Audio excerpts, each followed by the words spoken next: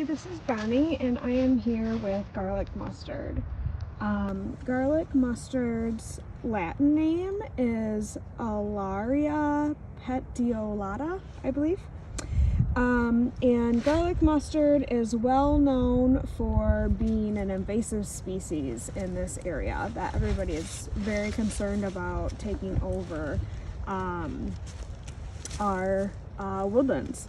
So this is like kind of the edge of the forest, but I am in a trail here, and the trail also shades this area, so this is like a perfect area for garlic mustard. This is like disturbed soil that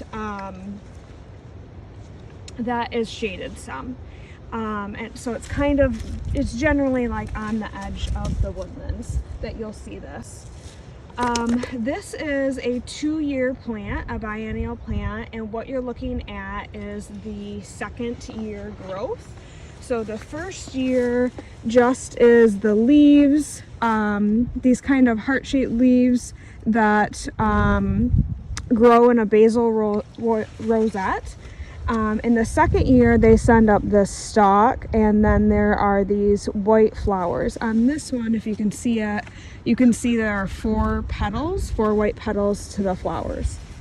Now, these will definitely spread quickly if it gets to the point of the seeds being dispersed. And my understanding is that the seeds can stay in the soil and be viable for growth for many years. So the way that people generally deal with this being an invasive species on their property, if they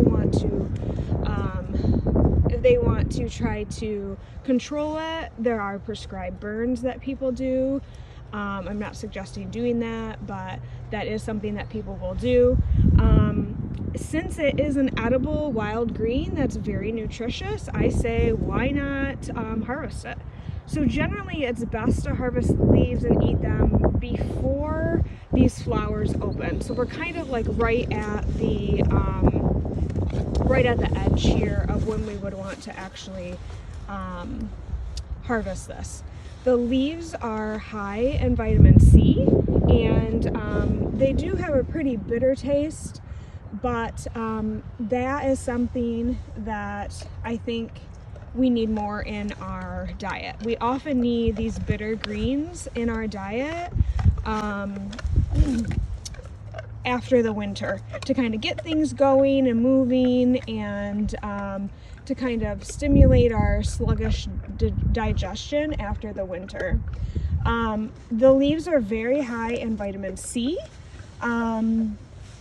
So oftentimes when people eat these, they make it into a pesto. So you can make pesto kind of taste however you want, adding some things into it. But yeah, this is a nice way to kind of sneak in some nutrition into your food. You could make this into pesto and then freeze the pesto cubes and just kind of sneak those into soups and stews and things like that as well. Let's see. If you're going to remove the whole plant to harvest the leaves, that's probably ethical because it is invasive and it does kind of choke out some native plants.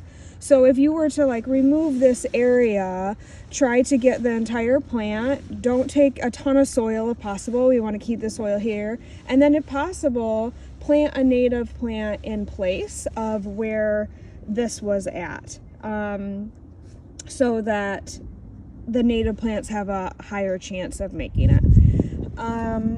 Let's see. If not, you can totally just trim the leaves off of this and make the pesto that way.